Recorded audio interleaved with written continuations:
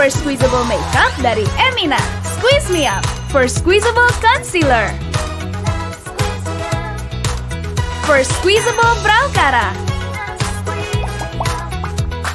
First Squeezable Lip Gloss. First Squeezable Lip Matte. First Squeezable Mascara. Level up your makeup dengan Emina Squeeze Me Up, My Beauty Bestie.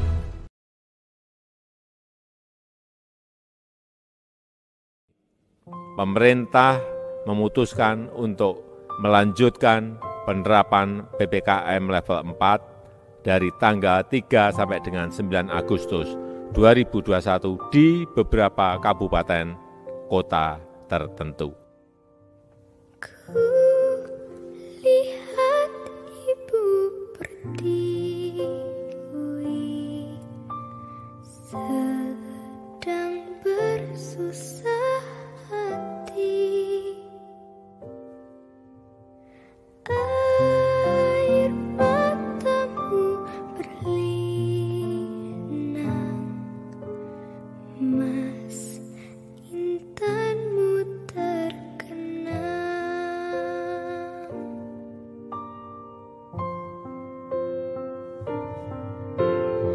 Hutan, gunung, sawah, lautan, simpanan kekayaan.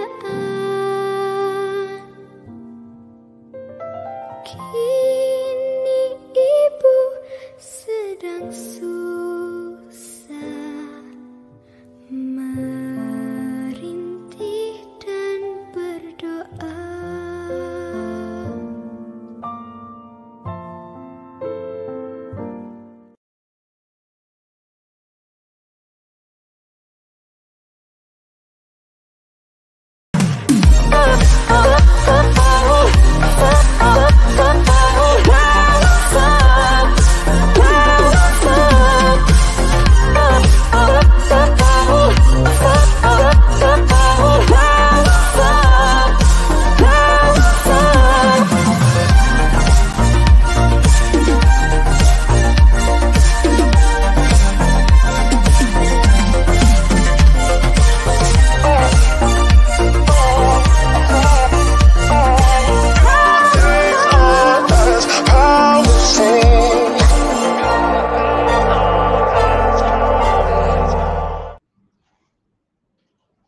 Halo pemimpin muda, Assalamualaikum warahmatullahi wabarakatuh.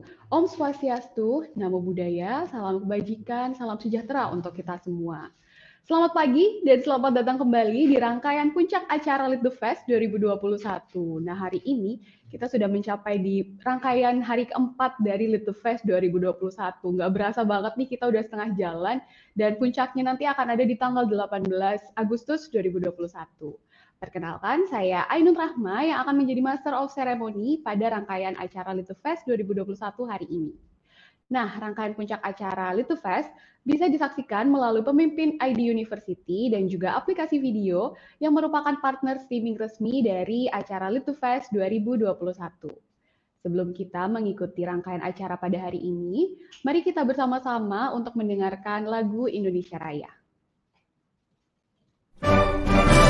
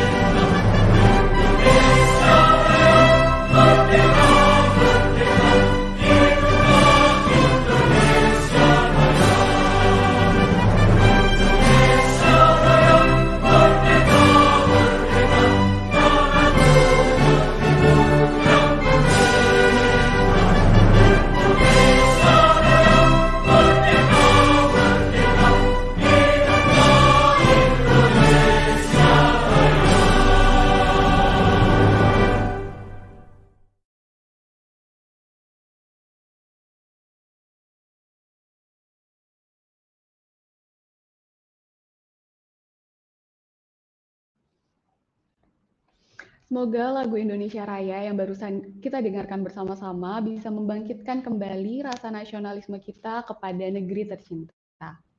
Konteks Hit the Fest tahun ini menitik beratkan pada pelestarian nilai gotong royong untuk mendukung upaya menang bersama menghadapi pandemi. Tema Leading in the New Era diambil sebagai respon atas segala perubahan yang terjadi saat ini yang memaksa kita untuk mau lebih tekun mengamati dan belajar cepat beradaptasi. Lead the Fest ingin mengajak segenap elemen bangsa berdiskusi mengenai kepemimpinan di era baru, bukan hanya kepemimpinan menghadapi krisis, tapi juga bentuk kepemimpinan yang relevan di masa yang akan datang. Acara ini merupakan forum dialog lintas generasi dan lintas sektoral yang menjadi ruang bagi para pembelajar dan pembelajar kepemimpinan di Indonesia. Rangkaian acara Lead the Fest 2021 didukung oleh PT Paragon Technology and Innovation dan Dana Cita, juga dukungan dari para rekan media dan kolaborator organisasi yang turut menyukseskan pelaksanaan acara Lead the Fest 2021. Nah, salah satu rangkaian Lead the Fest tahun ini yaitu kolaborasi bersama WeCare.id dalam membuka penggalangan dana donasi menang bersama untuk gotong royong menyediakan alat pelindung diri yang layak bagi para tenaga kesehatan, supir ambulans, pengubur jenazah yang mereka saat ini berada di garda terdepan untuk melawan pandemi ini. Jadi teman-teman, yuk kita ikut berkontribusi dalam melawan pandemi dan teman-teman bisa langsung ikut berdonasi melalui link wecare.id/menang bersama yang teman-teman bisa lihat juga ada di bawah layar teman-teman. Teman-teman juga bisa langsung klik linknya di kolom chat Pemimpin ID University maupun aplikasi video yang sudah dibagikan oleh para admin. Nah, selain itu, teman-teman, ada juga e-sertifikat yang bisa teman-teman dapatkan dengan mengisi tautan absensi. Tautan absensi ini akan dibagikan di akhir sesi webinar. Jadi, teman-teman stay tune terus, silahkan nikmati webinarnya, silahkan diambil ilmunya dulu selama sesi webinar, dan di akhir, teman-teman akan ada tautan absensi yang bisa diisi untuk mendapatkan e-sertifikat. Tapi diingat bahwa pengisian tautan absensi ini hanya 1 jam dari tautan dibagikan. Jadi teman-teman jangan sampai terlewatkan untuk mengisi tautan absensinya kalau tidak ingin ketinggalan mendapatkan e-sertifikat.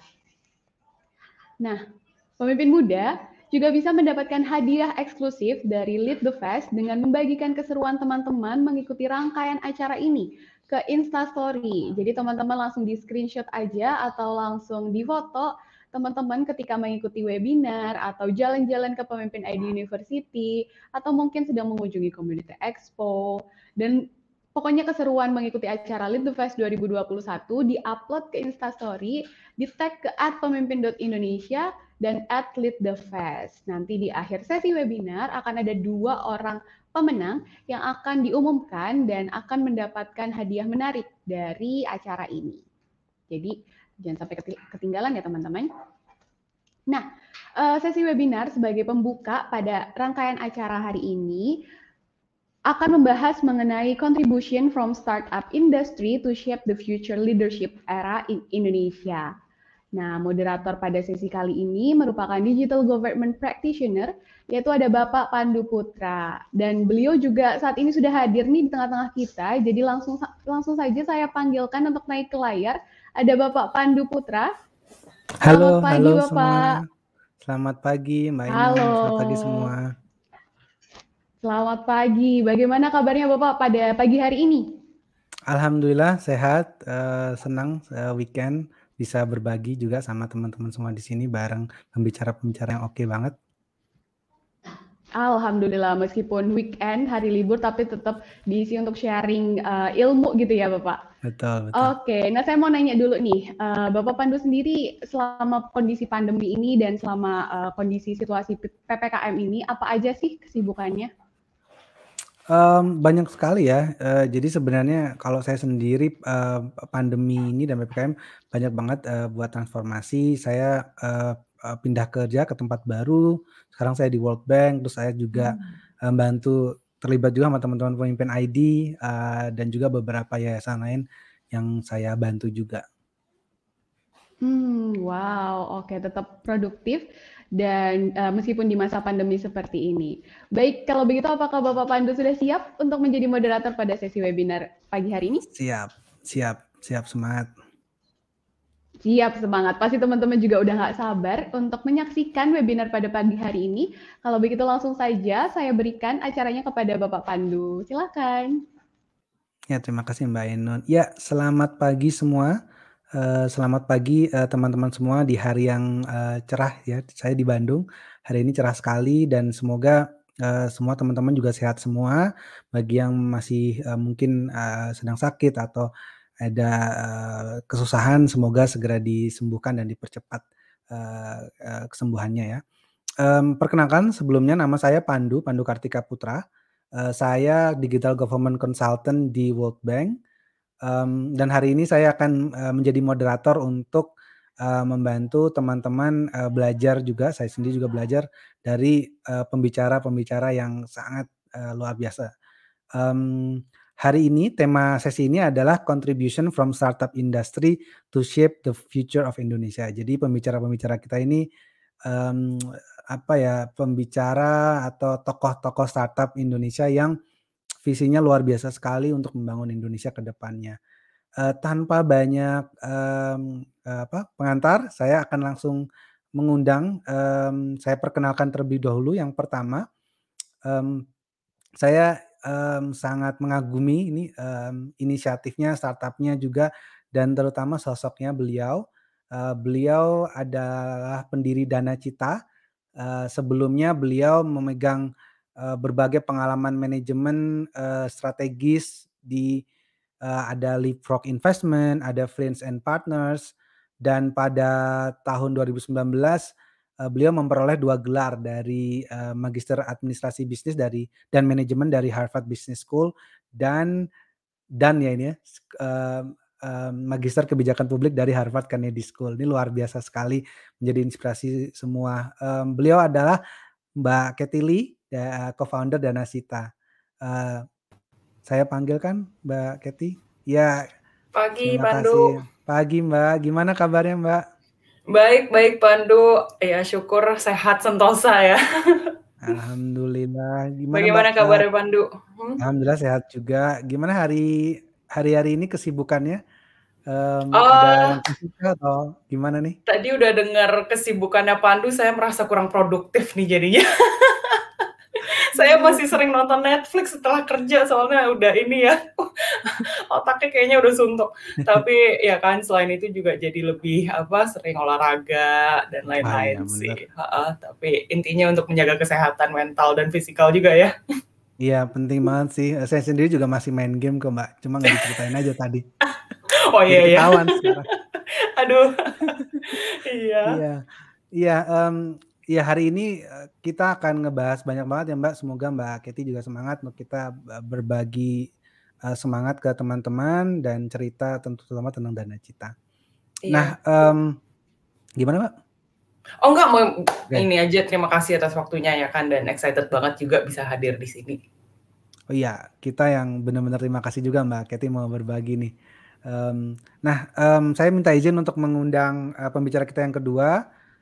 Beliau merupakan alumni Sekolah Ilmu dan Teknologi Hayati ITB.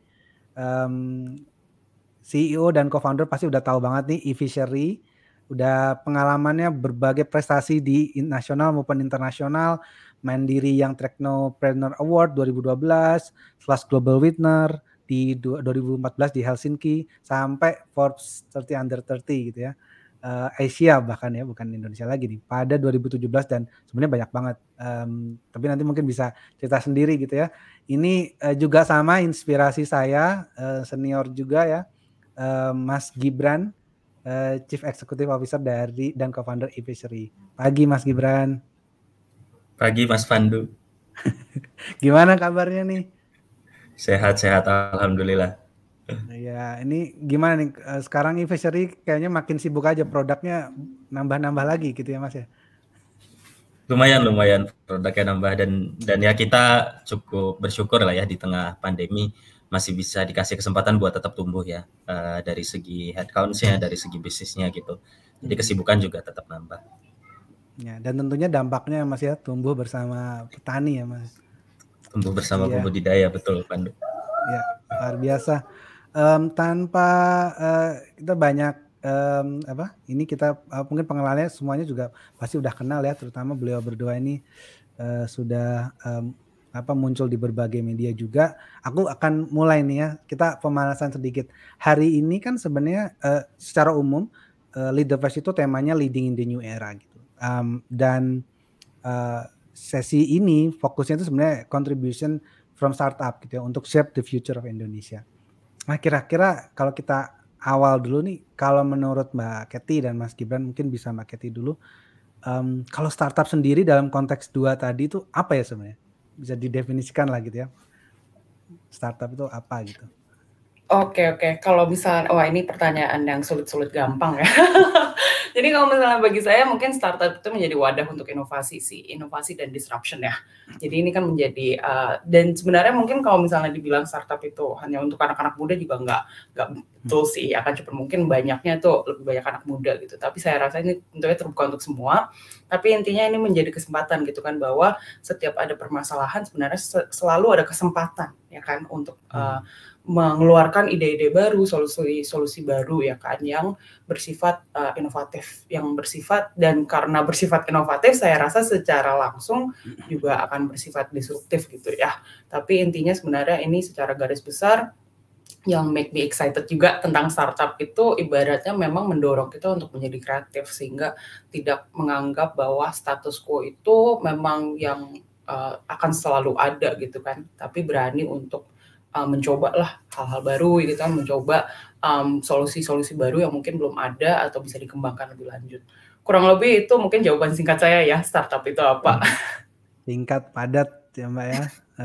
Mas Gibran mungkin mau nyampaikan juga. Iya, mirip lah sama apa yang tadi disampaikan oleh Mbak Kety ya.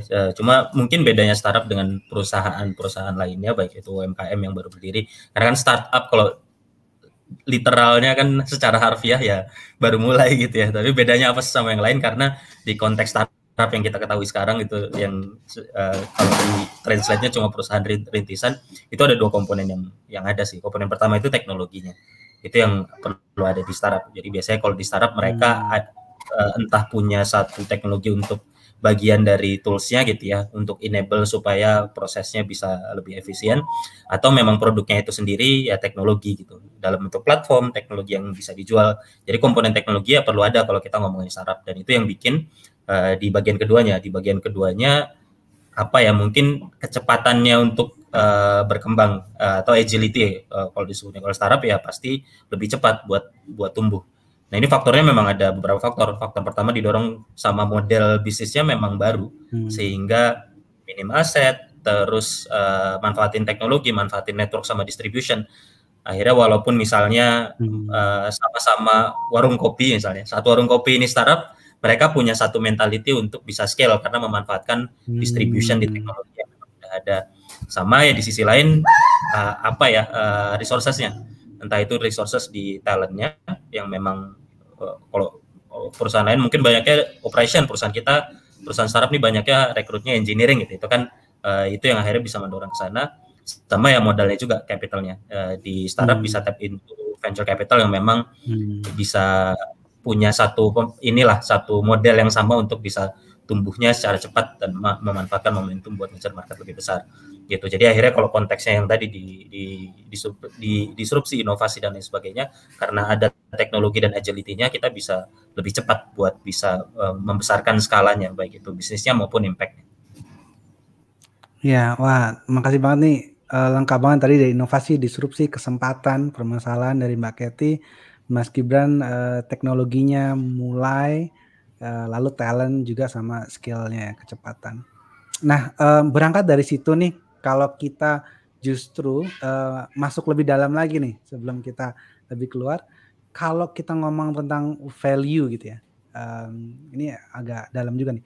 Value sebenarnya apa ya, prinsip atau value-nya startup itu apa aja sih gitu? Apa yang sebenarnya dipegang oleh startup gitu ya? Bisa secara umum atau mau dibawa ke relate ke masing-masing juga boleh. Cuma kita kalau pengen lebih jauh nih dari biasanya webinar-webinar, kita pengen kalau value-nya startup itu apa sih? Mungkin Mas Gibran dulu. Iya, kalau value yang pertama pasti dari inovasinya ya, yang tadi sempat disampaikan. Karena ya startup nggak akan jadi startup kalau kita nggak punya satu model atau teknologi yang baru untuk bisa masuk ke market. Karena itu yang bisa bikin beda gitu. Jadi inovasi pasti jadi value-nya. Dan sebesar apapun saat company-nya memang basisnya dari perusahaan teknologi gitu ya, saat dia udah jadi giants, mereka tetap punya satu value untuk create inovasi-inovasi. Dan kita bisa ngelihat kan ya, global tech company yang dulunya memang startup sekarang tetap bisa punya inovasi yang jauh lebih besar dibanding perusahaan-perusahaan yang memang ya established tapi tradisional gitu. Itu yang jadi perbedaannya. Kalau yang kedua mungkin ya tadi speed ya, speed to execute-nya, speed to the market lah. Karena buat startup ya dengan segala macam practice metodologi yang memang kita punya, tapi yang paling dasarnya mentality yang kita punya lebih penting buat kita masuk ke market gitu, walaupun belum sempurna gitu. Dan saat kita masuk ke market, lebih penting buat kita ngedapetin market sebanyak mungkin, sebesar mungkin, secepat mungkin dengan cara apapun gitu. Baik itu caranya tadi distributionnya maupun subsidies gitu kan, banyak caranya. Tapi ya mentality buat speed to get some certain market share itu juga yang jadi kekuatan di startup gitu. Sama yang ketiga yang mungkin mirip sama inovasi ya, tapi lebih ke adaptability sama ininya sih. Jadi di situasi yang sulit, startup karena punya kecepatan dan punya teknologi, dia nggak karatan gitu ya, untuk bisa mengubah, menyesuaikan gitu. Atau kalau bahasa startup kan pivoting ke arah yang baru gitu. Makanya kita juga bisa ngelihat kalau di vertikal misalnya apa ya, hotel gitu misalnya. Hotel yang biasa sama hotel yang startup tuh beda. Orang yang hotelnya beneran startup walaupun sama-sama diakomodasi gitu sebenarnya, tapi mereka bisa menyesuaikan di saat pandemi, punya adapt modelnya mereka yang akhirnya bisa relevan dan bisa survive saat yang tradisional lain struggling gitu. Itu kurang lebihnya sih gambarannya. Nah, menarik banget ya, inovasi, kecepatan sama adaptif. Ini luar biasa sekali. Kalau dari Mbak Kety? Iya, jadi setuju banget dengan yang udah disampaikan sama Gibran ya. Tentunya kalau misalnya kayak mandat dari startup gitu, satu karena exactly kan kita startup gitu, jadi memang masih muda, tapi memang intinya kan kita untuk bisa mencapai gitu ya the scale dan impact, saya rasa kan that we want, obviously juga harus cepat ya kan, dan dibantu dengan teknologi yang ada. Nah kalau misalnya untuk mencapai ke sana, saya rasa kalau tadi pertanyaan Pandu ya, value-nya apa? Kebetulan banget di depan saya tuh saya baru kemarin minjem buku namanya Grit to Great. Bukan mau iklanin ya, tapi I'm not even gonna show ini, but it's a book I just started reading sih. Tapi intinya dia tulisnya tuh kayak subtitlenya How Perseverance, Passion, and Pluck Take You from Ordinary to Extraordinary. Jadi bagi saya ya kan salah satu value yang sangat dibutuhkan untuk startup, jujur itu tuh grit gitu kan, perseverance lah. Ibaratnya jangan pantang menyerah. Karena mungkin yang sering terlihat sebelum saya join startup juga, wah keren gitu ya. Kalau nggak teman-teman banyak mungkin yang nonton Netflix TV show yang tentang startup gitu. Aku kebetulan nggak nonton, tapi udah dengar dari banyak teman gitu. Kayaknya wah keren banget, dedet gitu kan. Tapi maksudnya kalau misalnya tentunya ya kan ada fun-nya lah. It's a fun, you know, and saya juga ngerasa sangat beruntung ya bisa dapet kesempatan untuk kerja di startup dan berada di dunia ini. Tapi nggak gampang ya kan. Saya rasa Gibran juga pasti agree ya.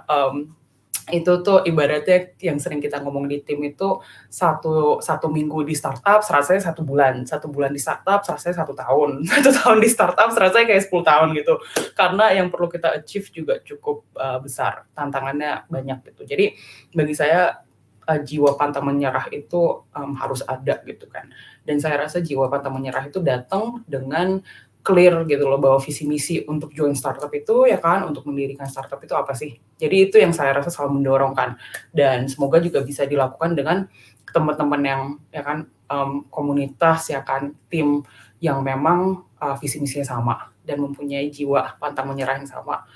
Mungkin sharing sedikit aja, kalau untuk Dana Cita, value kita ada 3. Jadi yang kita selalu remind semua orang ya kan di tim kita itu tuh, we need to be humble, we need to be hungry, we need to be mission driven gitu. Jadi humble itu juga sangat penting, karena kita gimana pun juga ya kan, mau seberapa besar ya kan, mau seberapa kecil pun itu kita juga akan terus belajar, kita juga dapat ya kan sharing tentunya. apa yang sudah kita pelajarin, tapi saya rasa jiwa mau belajar, jiwa humble ya kan, bisa belajar dari orang lain itu sangat penting. Dan tentunya hunger dan mission driven itu samalah dengan yang tadi saya sampaikan ya, untuk ada grit-nya itu, ada pantang menyerahnya itu. Kurang lebih seperti itu sih Pandu. Nah ini menarik banget sih pembicaraan visi ini ya, visi value ini. Jadi lebih dalam mungkin tadi Mbak Katy udah share tentang Dana Cita. Kalau e-Fishery sendiri boleh di-share nggak, Mas Gibran? Value-nya apa nih? Value e-Fishery mungkin ya. Value kita ada 8 sesuai namanya, EFISHER ya gitu. Jadi kalau dibahas satu-satu agak lumayan panjang sebenarnya. Jadi E-nya entrepreneurial. Jadi kalau tim yang ada di kita harus punya entrepreneurial mindset, mereka bisa seeking opportunity sama solving problems. F-nya ini farmer first ya, ini value kita yang paling utama sebenarnya. Farmer first ya mungkin mirip customer obsession, cuma kalau kita farmers is our most important stakeholders. Jadi kalau kita making decision, pastiin kalau decision ini datang buat creating impact ke farmers, bukan buat stakeholders, bukan buat CEO, bukan buat atasan gitu. Terus E-nya ini effective and efficient communication gitu ya. Terus I-nya ya, I-nya ini impactful result. Ya agak banyak gua soalnya, jadi panjang satu-satu. Cuma agak ya, jadi impactful result, terus sebutin aja. Iya, terus S-nya ini apa? Gue lupa malah. Terus gue kontekan dulu deh. H-nya ini understand integrity gitu ya. Terus keduanya lagi lupa, nanti gue lihat lagi. Jadi kelihatannya jelek. Effectiveness yang tadi ya. Kok itunya aja nggak hafal. Terus growth mindset, innovation, sama Y-nya itu your impact, your action matters. Tapi tadi menarik, kalau aku lihat sebenarnya yang farmer first ya Mas ya. Farmer first is really important, yang paling utama kan dari Mas Gibran di fishery. And I think we should also, tadi juga dari Mbak Katy kan kira-kira juga sama ya. Jadi kita harus benar-benar mengutamakan visi kita apa. Tadi udah disebut sedikit sama Mbak Katy, sedikit disinggung gitu ya, tentang apa yang kelihatannya dari luar fun atau apa gitu, tapi ternyata bukan ternyata ya, tapi sebenarnya lebih sulit dari itulah gitu misalkan. Nah, mungkin back to Mbak Katy, miskonsepsi gitu ya tentang startup itu tadi udah disebut dikit. Itu apa ya kira-kira dari pengalamannya Mbak Katy maupun dari observasi?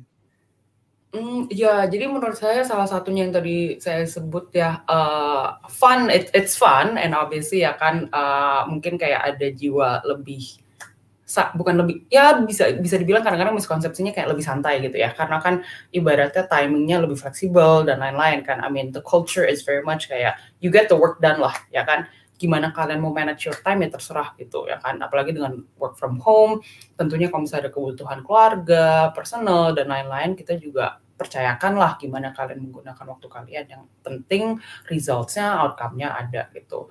Nah, mungkin terkadang merasa bahwa kalau misalnya ada fleksibilitas berarti santai gitu kan. Sebenarnya saya rasa kadang-kadang fleksibilitas mana menjadi pressure juga gitu kan. Intinya berarti sekarang tanggung jawabnya kalian gitu kan, nggak dari manajer, nggak dari, ya kan, bukan orang lain yang menentukan. Oke, ya kan, sekarang kalian jam 9 sampai jam 5 ya kan kerja di kantor harus melakukan dadat gitu.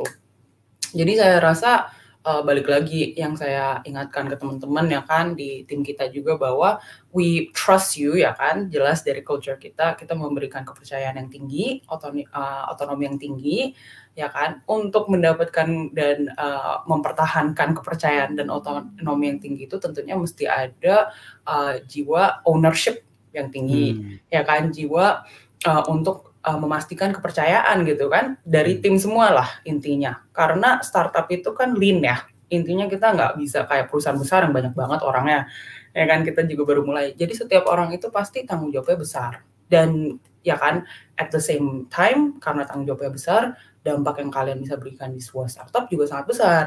Tapi ya itu berarti ya kan it's the same thing gitu kan, bahwa terserah kalian mau santai nggak santai gitu kan, tapi intinya sih fleksibilitas ya kan, berarti memberikan rasa tanggung jawab yang lebih tinggi. Saya rasa itu yang sering kadang-kadang mungkin kalau di luar ngeliatnya, wah enak banget ya kan bisa in the middle of the day kalau mau ya kan, mau nap ya silahkan. Ya kan, kalau misalnya mau chill ya silahkan gitu kan, kalau emang lagi perlu gitu. But again, the work needs to be done kan, because the team needs you, and you know, in order to deliver the results juga perlu dilakukan gitu. Jadi I think that's probably a big one kali ya. Ya. Interesting ya tentang ownership. Kalau dari Mas Gibran gimana Mas? Miskonsepsi nih tentang startup dari pengalaman ini. Demystifying myth gitu ya. Apa ya? Kayak demystifying myth justru tentang idenya sendiri. Maksudnya gimana orang ngelihat, oh kalau startup memang gampang, lu tinggal bikin ide terus execute, nyari funding, bakar duit. Gitu kalau kan orang mikirnya gitu ya. Well, definitely ya idenya sih ya, it's not just about ideas. Sometimes ideas is important. Tapi most of the times it's not definitely the ideas kan ya. Itu execution sama modelnya gitu, bisnisnya. Idenya juga kadang-kadang nggak original banget, dan banyak kita lihat startup yang memang secara ide nggak original gitu. Bahkan ya langsung kopas apa yang emang udah berjalan dimanapun, kadang-kadang kompas exactly gitu ya. Tapi execution itu yang bikin mereka bagus, dan modelnya itu yang bisa bangun sih. Jadi memang definitely ya the first thing that we ininya ya miskonsepsinya, karena udah lu tinggal bikin ide terus lu bikin startup jadi ngakuin sebagai co-founder. Idenya nggak cukup sih, yang paling pentingnya execution-nya dan modelnya itu sendiri, bukan cuma idenya aja gitu. Terus yang kedua yang paling sering yang ngomongin startup itu bakar duit gitu. Startup mau lu enak, nggak perlu mikirin profit. Ini ya bisa jadi mungkin investor nggak melihat profit sekarang gitu. Tapi semua startup saat investor itu masuk ya definitely to make money, namanya juga investor kan ya. Mereka mau to invest buat duitnya balik. Ya, kadang-kadang orang ngaramin kalau startup ya lu nggak usah lihat gitu, minus mah nggak apa-apa, bakar duit nggak apa-apa. Mana ada investor kalau kita pitch gue startup, gue kesini buat minta duit lu buat dibakar, kan nggak ada. Tapi it's actually coming for growth dari strategi yang secara keseluruhan gitu. Jadi kadang-kadang ya sebagaimana ya semua company gitu ya, kita harus ngelakuin promotion buat getting satu scale, dan akhirnya kita bisa make money yang lebih besar karena scale-nya ini bisa lebih besar. Gitu sih. Dan justru startup dibanding sama yang lainnya, kita perlu dapat margin yang lebih besar gitu karena startup. Kalau enggak ya nggak bisa. Makanya modelnya tuh harus bisa beneran inovatif buat kita bisa dapetin margin kita emang lebih gede loh dibanding yang lainnya, karena modelnya bisa dibangun gitu. Justru dibanding perusahaan tradisional ya harus bisa ngasih lihat model gua gross marginnya bisa lebih gede dibanding yang lain, dibanding yang tadi lu nggak harus make money gitu, lu bakar aja terus akhirnya bisa menang karena bakar duit gitu. Nggak, itu kayak miskonsepsi yang saya personally paling gemes gitu kalau dengar dulu kan startup gitu. Gitu sih, ya paling dua itu sih saya yang tadi relate ke talent, mirip lah sama yang startup ini, ya kelihatan pakai kaos, pakai jeans gitu ya, terus nyantai tanpa struktur, padahal ya enggak gitu. Kita pace-nya ya jauh lebih ini sih, lebih bikin deg-degan gitu ya dibanding. Iya, setuju banget Gibran. Kalau misalnya kita bisa bakar duit, bisa grow mah gampang ya. Enak itu. Betul banget ya. Ini benar-benar hit on point banget ya tadi terkait tanggung jawab, ownership, terus ada kaos juga, dan yang especially ideas dan bakar duit ya, ini menarik banget. Nah, kalau kita udah tahu juga nih, berarti udah kita kulitin startup tuh gimana miskonsepsinya juga. Nah, kalau kita go a bit closer to home gitu ya, ke masing-masing, mungkin dari Mas Gibran dulu. Kalau e-fishery sendiri gitu ya, dalam konteks sekarang kan sesinya contribution startup untuk shape the future of Indonesia. Mimpinya e-fishery itu apa sih Mas? Kayak mimpi dan visinya gitu ya, terutama dalam konteks Indonesia lah ya gitu ya. Itu gimana ya Mas? Iya, ini saya agak panjang dikit kali ya, mungkin karena ngejelasin problem sama model yang kita mau bangun. Jadi kalau kita ngelihat, kita fokus di industri perikanan ya. Industri perikanan ini fastest growing food sector globally sama di Indonesia, dan Indonesia negara kedua terbesar untuk perikanan dan perikanan budidaya. Wow. Jadi kita kedua terbesar di bawah China, jadi gede. Dan kalau kita ngelihat ininya apa ya, natural resources yang kita punya, itu kita bisa jadi negara pertama karena kita cuma pakai 7% dari total lahan yang bisa kita budidayakan. Dan kalau dibandingin sama China, negara 4 musim, mereka nggak bisa nanam ikan sepanjang tahun. Kalau kita tuh bisa. Dibanding sama India misalnya yang negara ketiga, India itu cuma bisa tanam ikan sama udang itu di satu areanya doang, area subtropisnya itu di satu area namanya Andhra Pradesh gitu, sama di satu bagian di India Selatan. Kalau Indonesia dari Aceh sampai Nusa Tenggara gitu, sampai Papua itu udah bisa nanam ikan gitu. Jadi kita udah bisa. Jadi kita negara dengan garis pantai terpanjang kedua di dunia kan ya. Tapi untuk ngomongin garis pantai yang bisa dipakai budidaya, nomor satunya kan Kanada. Itu nggak bisa tuh dipakai buat budidaya udang. Kalau di kita bisa. Jadi kita bisa jadi negara nomor satu sebenarnya. Tapi yang menariknya market ini very fragmented, very scattered. Cuma ada pembudidaya ikan gitu. Pembudidaya ikannya juga kesebar di mana-mana. Mereka cuma serve market lokal, domestic market, kirim ikannya hidup, budidayanya sangat tradisional gitu. Dan ini agak beda kalau kita bandingin sama negara, bukan negara deh, sektor yang lainnya aja. Kita lihat kalau sektor ayam gitu, itu consolidated, highly consolidated. Pemainnya tuh ya 3-5, megang dari ujung sampai ujung. Jadi efisien banget, sampai market tuh efisien banget. Makanya kenapa orang makan ayam ya, karena harganya memang lebih murah, dimasaknya lebih gampang karena very streamline gitu proses supply chain-nya. Sementara kalau di ikan tuh enggak, harus kirim, yang panen beda, yang kirim beda, yang jualnya hidup, yang ada di pasar beda. Jadi itu very fragmented sih. Gitu. Nah, yang mau kita lakukan di e-fishery ini ya awalnya kan kita start dengan ngasih teknologi ya, supaya produktivitasnya bisa lebih naik. Ya tujuannya supaya petani-petani tradisional seenggaknya mereka meningkat produktivitasnya. Dan sekarang kita bisa naikin tuh produktivitasnya, naik dari 30%, 50%, ada yang bahkan 2 kali lipat gitu ya, dengan manfaatin teknologi yang kita punya. Setelah itu baru kita jualan pakan gitu ke mereka. Yang awalnya mereka kecil nih skalanya, mereka harus bisa belinya ke retail, ke toko. Sekarang kita kumpulin petani, kita agregasi, grup buying akhirnya beli langsung ke pabrik. Jadinya harganya lebih murah. Nah ini yang bikin supply chain lebih efisien kan, karena kita consolidate petani-petaninya buat mereka skalanya lebih besar untuk beli langsung ke pabrik. Gitu. Dari kita beli ke pabrik, mereka mau beli pakannya bayar tempo atau kredit. Akhirnya kita create credit scoring buat kita tawarin financing buat mereka. Oke, kita punya produk namanya e-fishery Kabayan, kasih bayar nanti atau pay later lah ya. Bahasa ininya Kabayan. Akhirnya kita coba maju. Awalnya petani-petani yang ya nggak punya PT, nggak punya CV, nggak punya akses ke formal financing gitu ya. Mereka nggak tahu Pevindo checking gue berapa sih gitu. Ya sekarang mereka bisa dapat formal financing dari peer-to-peer lending sama dari perbankan yang bekerja sama kita dengan manfaat teknologi tadi. Baru yang ketiga ya kita punya e-fishery fresh. Kita ngejual hasil panennya yang awalnya mereka ke tengkulak. Sekarang petani-petani kita tuh jualnya ke B2B buyers. Mulai dari restoran-restoran besar gitu ya, yang memang internasional kayak Fish & Co sampai ke supermarket sampai ke pecel-pecel yang ada di sana. Jadi harganya bisa lebih besar, lebih tinggi gitu dan kesejahteraannya meningkat. Nah kalau kita lihat e-fishery mau jadi apa sih yang kita bayangin ya model kita ini mirip kayak koperasi gitu. Dan semangat koperasi ini kan sangat semangat Indonesia gitu ya.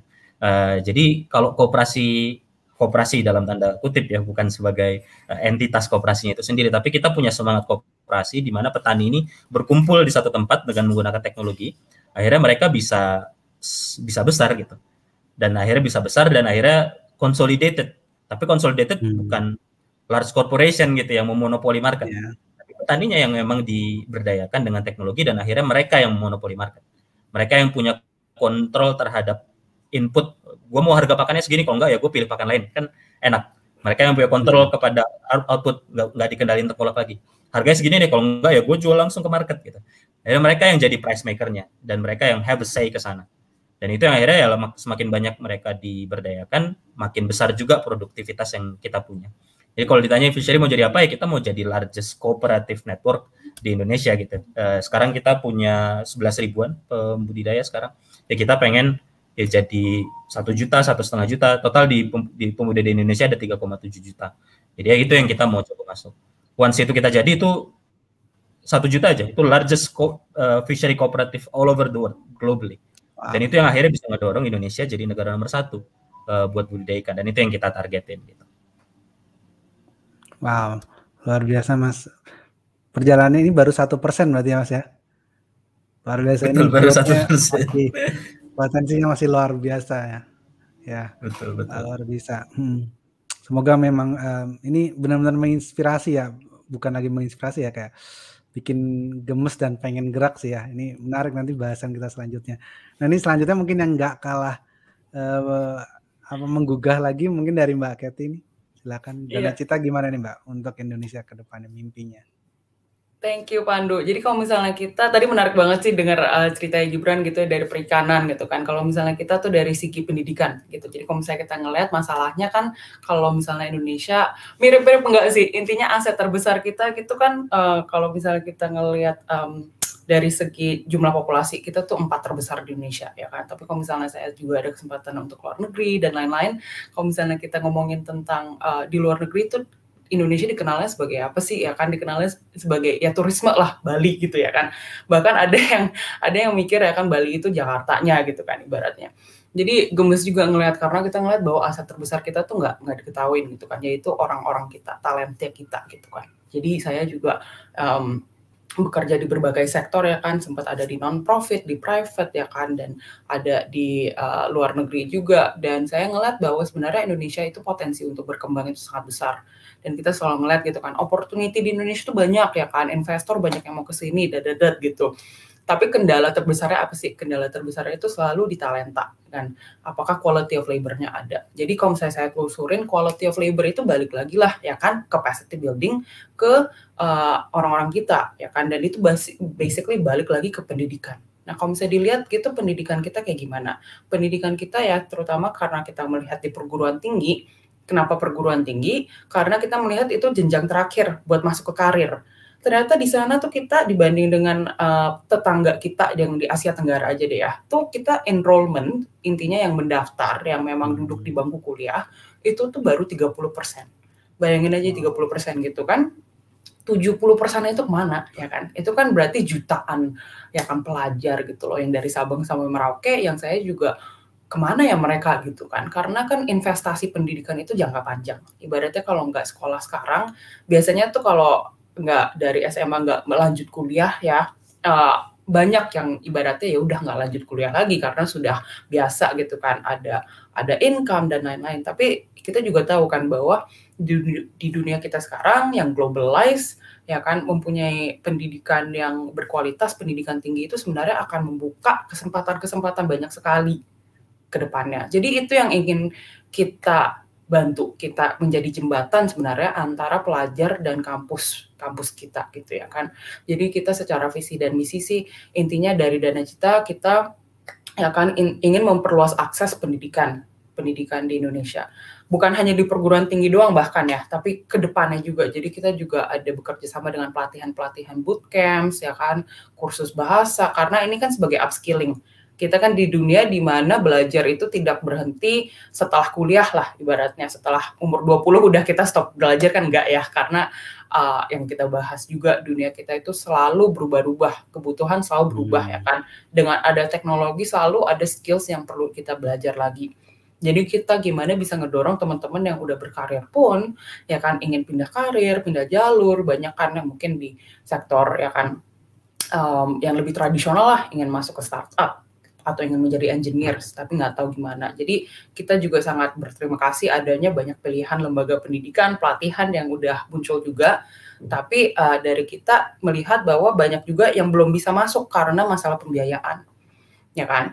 Jadi gimana kita bisa mendorong para pelajar untuk masuk, untuk hadir, ya kan, mendaftar ke kampus idaman mereka tanpa harus merasa bahwa oh, ya kan, ekonomi saya hanya sekian nih, terutama di masalah pandemi kan. Gimana bisa saya misalnya mau jadi dokter, tapi sekarang biaya untuk masuk aja bisa puluhan atau bahkan ada yang ratusan juta gitu ya. Di sinilah di mana Dana Cita ingin hadir sih. Kita menjadi pembiayaan ya kan, pendidikan. Jadi kita memang khusus hanya bekerja di pendidikan karena kita ini memang visi misi kita ya, seperti yang saya ceritakan gitu. Ibaratnya kita menjadi bantuan dari segi keuangan untuk para pelajar juga, keluarga juga. Jadi what we say gitu ya, we really want to unlock a better tomorrow sih. Jadi ini untuk investasi ke masa depan, kita menjadi solusi kalian di sekarang, sehingga kalian bisa mimpi sebesar-besarnya gitu kan. Kenapa kita kita memilih nama Dana Cita, karena itu tuh dana untuk mencapai cita-cita kalian.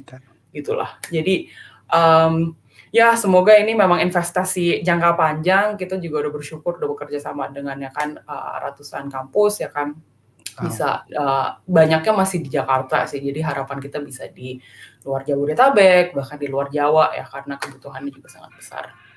Tapi ya, one step at a time. Luar biasa ya Mbak. Baru 2000 mulainya kapan Mbak? 2018 kita. Ya, baru 2018 kan, jadi ya masih panjang juga ya. Kalau Mas Gibran dari tahun berapa Mas Gibran? Udah lama kita, udah tua kita, 2013. 2013 gitu ya. Belum 10 tahun lah Gibran. Iya, belum 10 tahun. Nanti 10 tahun mungkin itu ya, kayak yang kemarin ya, IPO gitu ya. Tapi wah, luar biasa sih. Jadi sama juga ya Mbak Kiti tadi 30%, berarti 70% masih banyak yang bisa dijangkau, dan apalagi tadi masih di Jakarta ya. Jadi misi yang mulia banget, dan tadi ya potensinya sama banget. Mas Gibran juga baru masih 1% gitu ya. Kalau saya sih tergugah banget ini kalau saya pribadi gitu ya. Dan luar biasa banget misi Mas Gibran sama Mbak Kiti. Nah, ini nyambung ke pertanyaan selanjutnya gitu ya. Dari Mas gimana Mbak Kiti udah menceritakan nih bagaimana visinya, dan tadi begitu menggugahnya, permasalahannya jelas, urgensinya jelas, potensinya tambah lebih jelas lagi. Nah, sekarang pertanyaannya, kalau sekarang anak muda nih, yang terutama yang melihat gitu ya, melihat kita sekarang, ada 2 sub pertanyaan gitu ya. Bagaimana anak muda ini bisa engage dengan startup gitu ya? Dan sub pertanyaannya itu yang pertama mungkin engage dengan dunia startup ya. Kalau jadi founder gitu ya, misalkan kalau jadi founder itu apa yang perlu disiapkan gitu ya? 1. Terus yang kedua yang mungkin justru penting juga ya, karena semua orang mungkin ngomong jadi founder. Kalau mau join gitu ya, startup gitu, mau gabung untuk ikut berjuang bersama startup gitu, itu apa yang perlu disiapkan untuk jadi talenta startup yang bagus?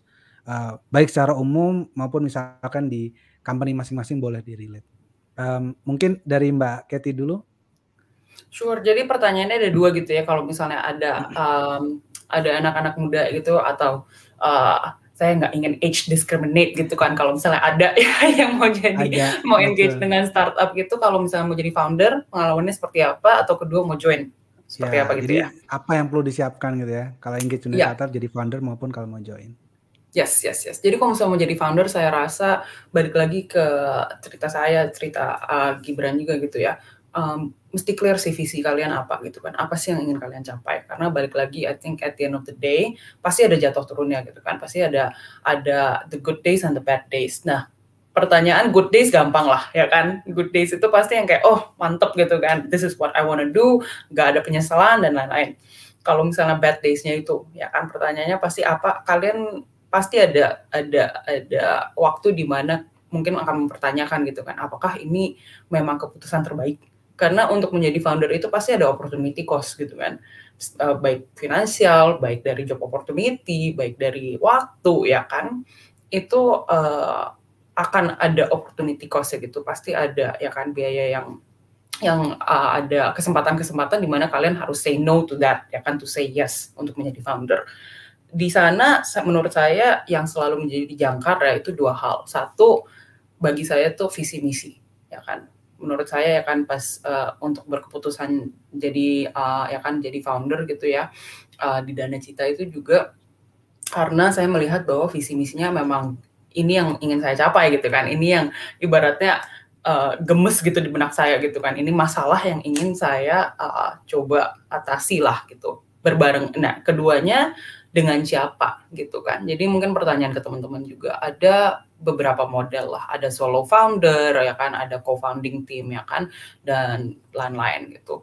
Jadi ini menurut saya hal kedua selain dari visi misi is a team.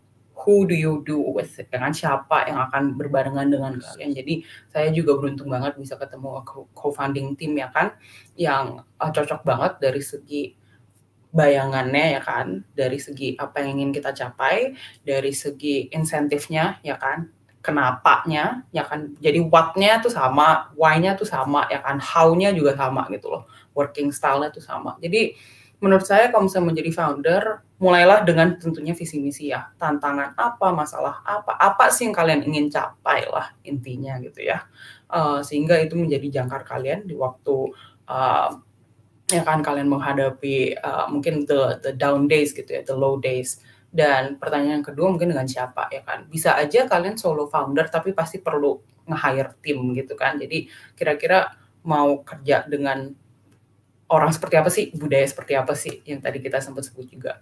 Itu untuk jadi founder. Kalau misalnya mau join, saya rasa sekarang tuh kesempatan emas juga sih. Banyak banget startup yang I think I'm not sure about eFishery, I'm sure you guys are growing fast juga gitu ya. Kalau dari Dana Cita kita selalu ya kan bersyukur juga dalam masa pandemi kita tetap growing ya kan, karena bukan hal yang gampang untuk semua orang juga. Jadi kita merasa bersyukur banget, and we're always looking for good talents gitu kan. So ini kesempatan emas juga. Balik lagi mungkin nggak terlalu berbeda dengan founder, tapi memang kalau misalnya teman-teman ada bayangan sih, mau startup seperti apa, ya kan? Mau startup di bidang mana, ya kan? Itu kalian harus jelas dulu.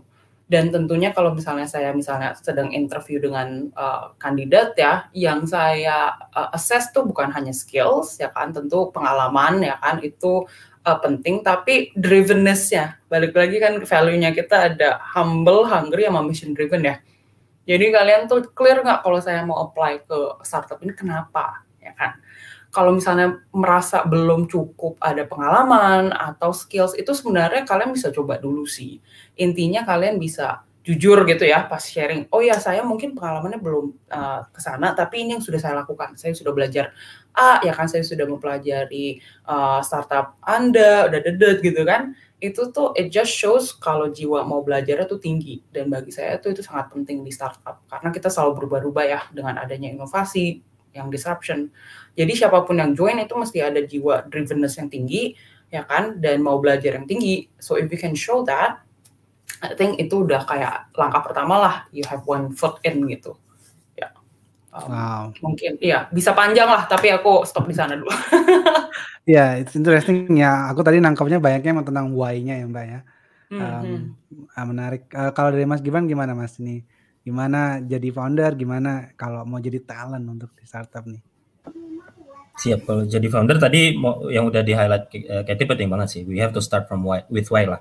Karena and assuring that why-nya ini benar gitu dan big enough. Karena kalau why-nya ini the wrong kinds of why, walaupun gue udah ada why-nya, kok why-nya apa biar langsung tajar, itu kadang-kadang nggak terlalu bisa sustainable.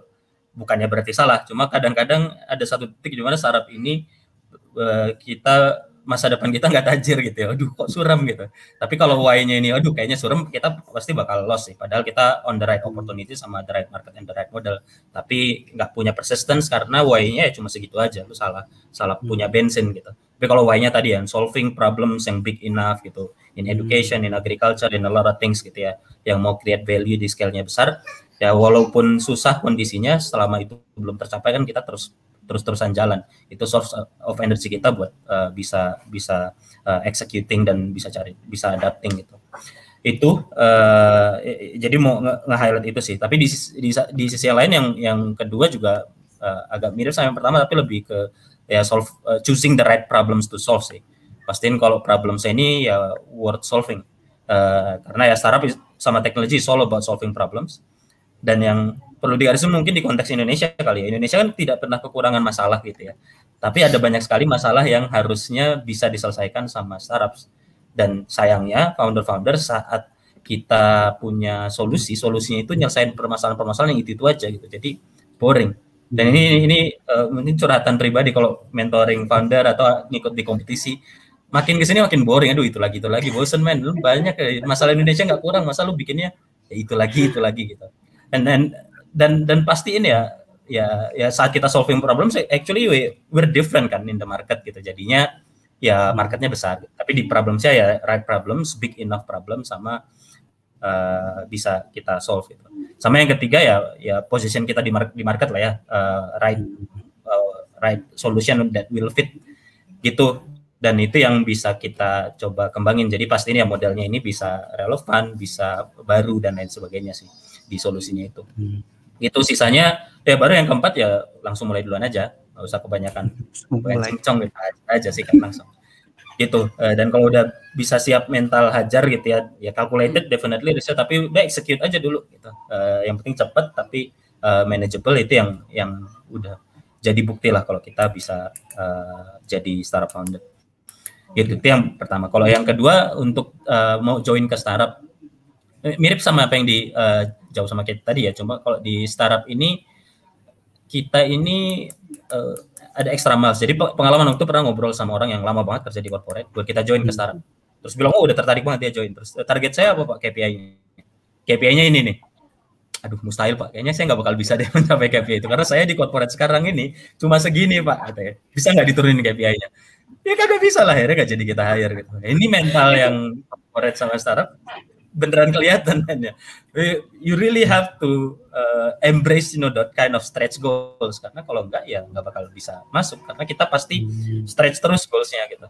Dan ternyata kita KPI yang tadi disampaikan kita udah mencapai itu. Jadi kita udah ngalahin si corporate yang used to be a market leader. Jadi itu sebenarnya karena model-modelnya bisa kita kreasikan gitu ya buat kita mastiin ini goals-nya menarik nih. Jadi kita tetap hungry untuk dikasih goals yang memang lebih stretch. Terus yang kedua bisa embrace uncertainty sama changes. Karena kalau misalnya di corporate very clear gitu, lu posisinya ini report ke sini, ini onboardingnya pas masuk kerja, udah ini Slack, lu ngobrol aja kalian, wow ini gimana caranya gitu. Itu harus bisa navigate sendiri. Kalau nggak nyaman dan nggak bisa ngelakuin itu, nggak bisa self learn itu bakal agak susah gitu. Terus changes-nya secara organisasi juga setiap 6 bulan bisa jadi modelnya berubah gitu. Quarterly strategi kita kayak gini, kenapa berubah terus sih? Organisasinya berubah. Kenapa berubah terus ya? Karena memang startup pertumbuhannya lebih cepat gitu di market dan organisasinya harus bisa adaptasi sama itu. Jadi kalau kita butuh stability, bukan berarti ini jelek ya. Di startup ini agak susah untuk dapat stability, kepastian dan kejelasan yang memang long term gitu. Itu agak susah sih, pasti berubah-ubah terus. Gitu. Sama yang ketiga mungkin kemampuan buat self learn ya gitu. Dan kayaknya ini mungkin privilege-nya corporate kan mereka kebangun gitu, ada learning and development, ininya ada, semuanya tuh udah kebangun programnya, ininya juga udah jelas kalau mau belajar ke siapa, resources-nya udah masuk gitu. Kalau di kita ya enggak, kita ya learning by executing, langsung terjun langsung ya, kita harus bisa tahu gue kurangnya di sini, gue harus belajar nih, harus nanya ke sini dan lain sebagainya. Gitu sih ya, sisanya sama kayak tadi, cari startup mana yang sesuai sama value-nya langsung bisa apply gitu. Nanti nyobain aja dulu 3-6 bulan bisa kerasa lah yang mana. Wah, ini menarik banget ya kalau dari Mas Gibran nambahinnya poin yang real world-nya gitu ya. Jadi gimana agar biar kalau ada masa susah jadi tetap kuat gitu ya, visinya yang clear. Terus yang tadi yang paling penting kalau mau jadi talent harus siap dengan segala stretch goal dan ketidakpastian. Ini sebelum waktunya mungkin udah mepet untuk ini udah banyak yang mau nanya soalnya ya. Jadi saya nambahin satu pertanyaan aja ini. Kalau terkait secara kolektif gitu ya, ini yang langsung nyambung sama judul sesinya gitu ya, mungkin dari Mas Gibran dulu. Secara kolektif ekosistem startup sendiri gitu ya, maksudnya kalau melihat mungkin ya startup dengan berbagai macam startup termasuk Advisory, Dana Cita itu kontribusinya gimana ya, secara kolektif ekosistem startup itu memajukan bangsa gitu, supaya sekarang hashtagnya itu Lead the Press, itu pemimpin ID itu menang bersama gitu. Tapi intinya gimana sih ekosistem startup ini secara kolektif itu sebenarnya memajukan bangsa kalau melihat dari mungkin big picture ya, atau dari pandangan yang lain mungkin. Mas Gibran mungkin bisa share sedikit. Iya, kalau secara kuantitatifnya pasti nggak bisa share karena nggak tahu itu, karena nggak baca research-nya kayak gimana. Mungkin ada kali ya institusi yang memang udah ngeran research seberapa besar quantitatively efeknya terhadap growth of GDP misalnya, itu dari GDP-nya itu sendiri. Tapi kalau kita bisa melihat di startup-startup yang sekarang udah besar kan, ya kalau kita bandingin aja secara kualitatif gitu ya, nggak kuantitatif. Bayangin hidup kita sebelum layanan-layanan itu ada, gimana sekarang? Berapa jumlah merchant UMKM yang kebantu, berapa transaksi yang bisa dijalanin gitu, berapa kita hidupnya bisa lebih mudah, jadinya bisa lebih produktif. Itu cukup distinct ya, cukup beda.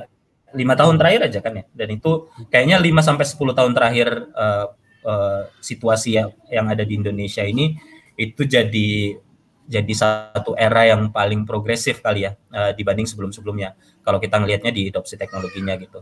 Dan Dan kalau di konteks yang itu, karena layanan-layanan ini makin banyak, makin bervariasi. Saya ingat banget 8 tahun lalu waktu kita ke lapangan visit ke pembudidaya, nggak ada satupun petani yang pakai HP, smartphone tuh nggak ada satupun. Jadi kita harus kasih pinjam mereka buat mereka pakai layanan kita, kasih pinjam terus nanti ujung-ujungnya ya kita kasih juga ke mereka. Tapi sekarang 100% dari mereka itu pakai teknologi. Jadi bukan hanya secara ekonomi ya, tapi secara behavior-nya jadi lebih besar. Jadi mereka akhirnya bisa dapetin akses yang sama.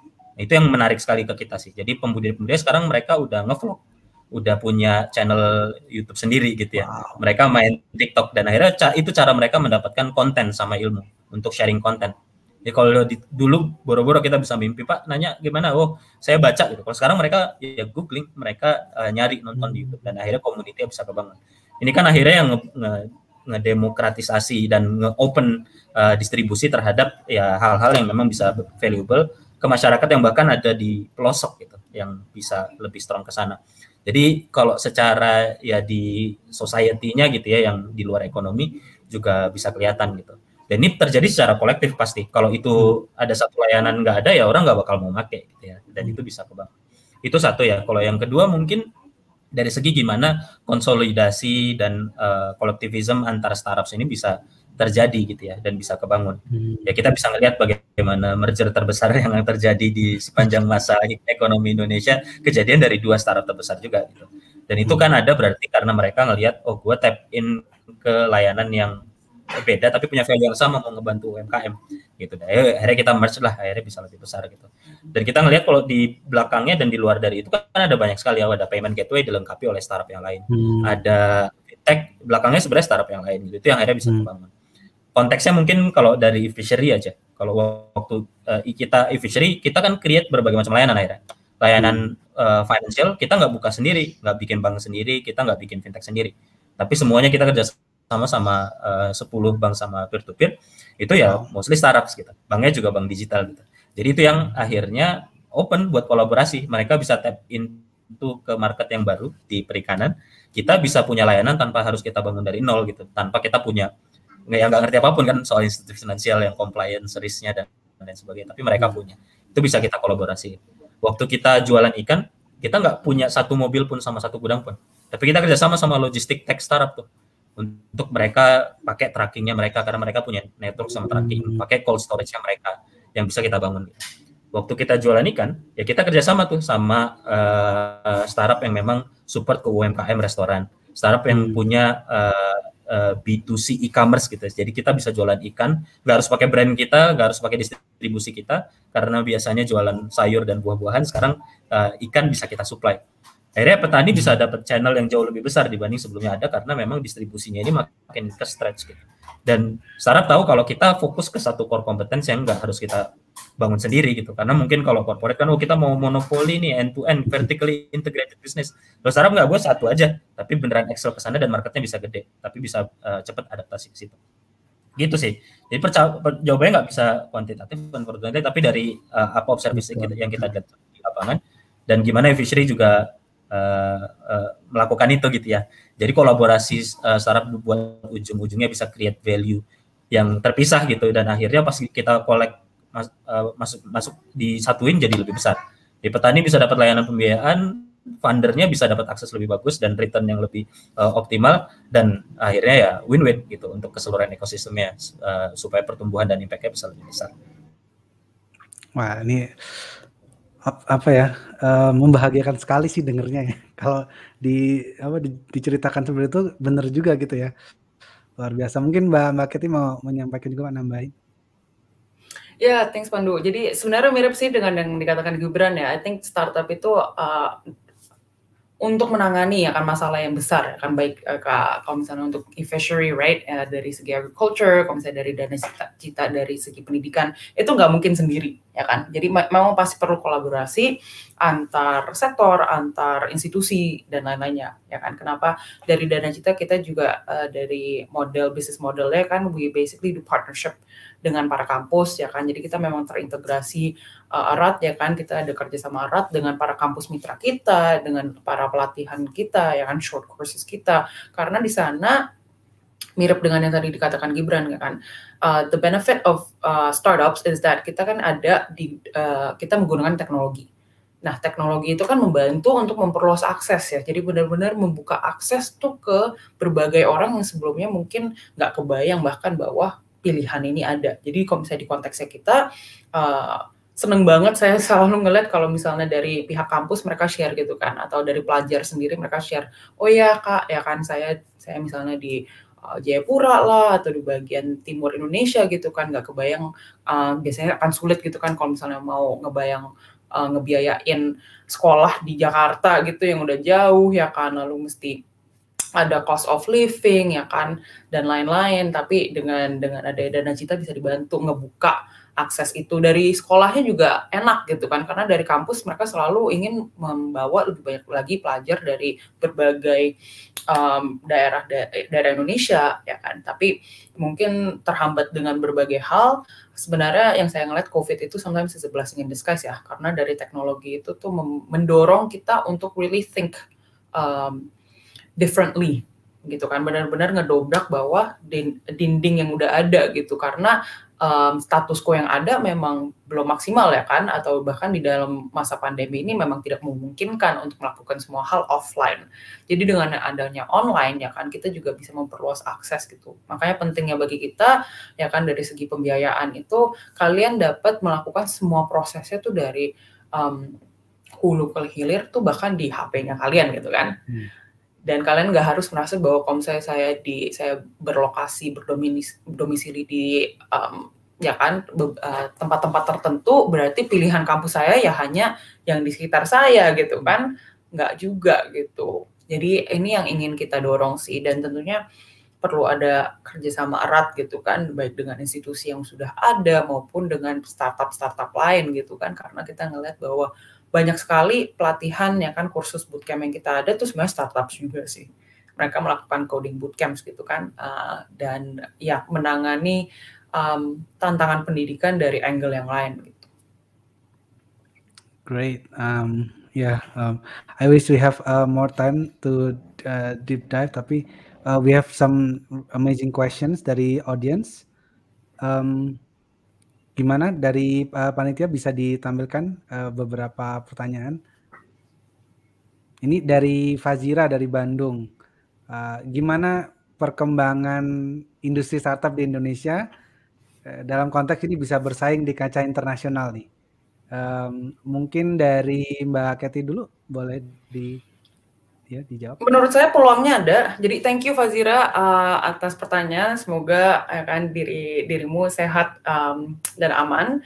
Jadi menurut saya potensi perkembangan tuh masih besar sekali di Indonesia ya. Kalau misalnya boleh sharing, sebenarnya Dana Cita itu kita juga ada sister company di Philippines gitu. Jadi interesting juga kalau misalnya saya ngelihat gitu perbandingan ya kan, perkembangan di Indonesia dan Philippines, karena marketnya mirip-mirip enggak lah. Bisa dikatakan sebenarnya menurut saya ya dari startup scene di Indonesia tuh lebih banyak, karena ya memang secara population kita juga lebih besar gitu ya. Yang menurut saya apakah bisa bersaing ke kancah internasional, saya rasa bisa, tapi ada tapinya nih. Kita masih a lot of homework lah, dan saya rasa homeworknya itu balik lagi ke talents, right? Kita dari segi talents yang masuk ke startup itu menurutku, jadi kalau misalnya teman-teman ada bukan mau jadi sesi rekrutmen ya, tapi kalau misalnya memang ada yang tertarik ke startup, do look into it. I think we're always looking to have more people ya kan, yang passionate, yang ya kan talented, yang emang ya kan driven gitu untuk masuk ke startup, karena balik lagi aset terbesar ya negara kita dan aset terbesar sebuah startup itu tuh benar-benar dari people-nya sih.